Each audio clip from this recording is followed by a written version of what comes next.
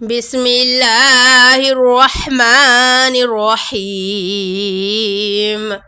إذا جاءك المنافقون قالوا نشهد إنك لرسول الله والله يعلم إنك لرسوله والله يشهد إن المنافقين لكاذبون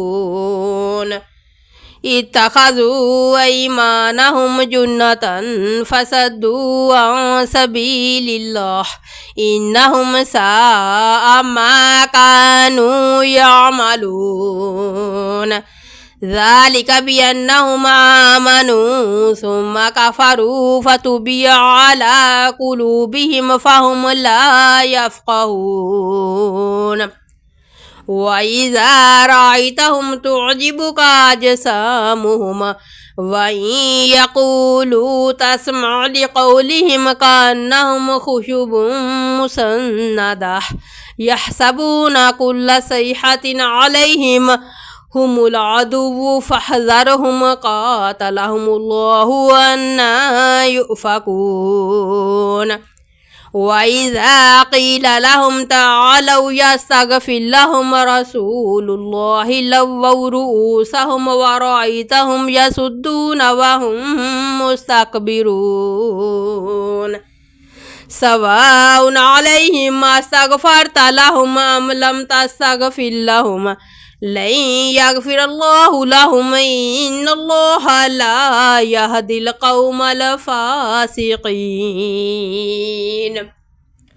هم الذين يقولون لا تنفقوا على من عند رسول الله حتى ينفضوا ولله خزائن السماوات والأرض ولكن المنافقين لا يفقهون يقولون لئن رجعنا إلى المدينة ليخرجن الأعز منها الأذل ولله العزة ولرسوله وللمؤمنين ولكن المنافقين لا يعلمون يا أيها الذين